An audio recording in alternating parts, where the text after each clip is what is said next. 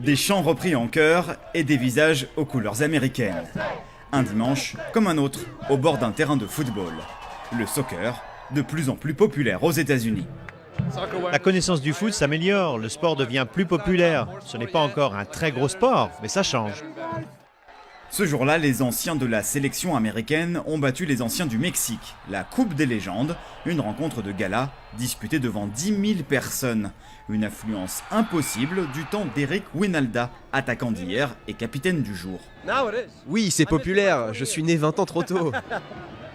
Eric Wynalda faisait partie de l'équipe américaine de 1994, lors de la Coupe du Monde organisée aux États-Unis. Un succès populaire, mais surtout un véritable accélérateur pour le soccer, avec la création, dans la foulée, de la Major League Soccer, le championnat professionnel américain. Le foot marche bien dans le nord-ouest du pays, dans la région de Portland et Seattle. Ici, à Los Angeles aussi, ça marche bien. À New York également, ils auront d'ailleurs bientôt une deuxième équipe. Mais le foot n'est pas encore un sport majeur aux États-Unis.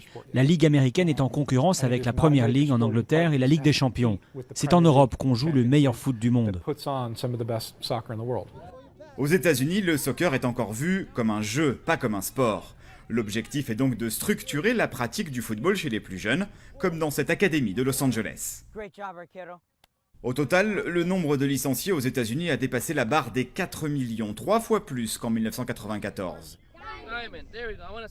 Mais cela reste loin, très loin des sports américains, notamment chez les adolescents.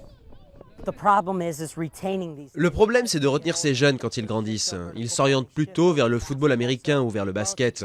Alors même si ici c'est super, eh bien on doit trouver le moyen de garder ces jeunes dans le système quand ils ont 14-15 ans. C'est le grand défi de la fédération américaine, former en masse de bons joueurs de football, capables d'évoluer dans les plus grands clubs. L'objectif est de renforcer la sélection américaine, avec l'espoir, un jour, de ramener la Coupe du Monde au pays.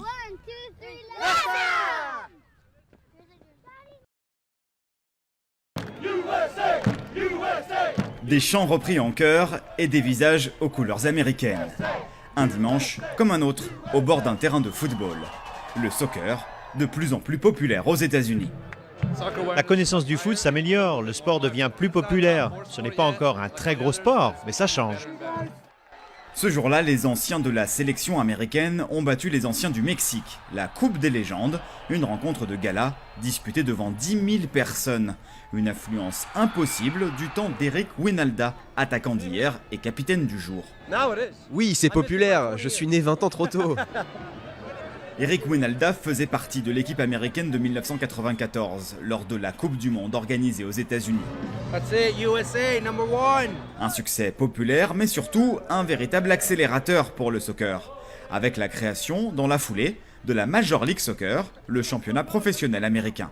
Le foot marche bien dans le nord-ouest du pays, dans la région de Portland et Seattle. Ici, à Los Angeles aussi, ça marche bien. À New York également, ils auront d'ailleurs bientôt une deuxième équipe. Mais le foot n'est pas encore un sport majeur aux États-Unis. La Ligue américaine est en concurrence avec la Première Ligue en Angleterre et la Ligue des Champions. C'est en Europe qu'on joue le meilleur foot du monde. Aux États-Unis, le soccer est encore vu comme un jeu, pas comme un sport. L'objectif est donc de structurer la pratique du football chez les plus jeunes, comme dans cette académie de Los Angeles.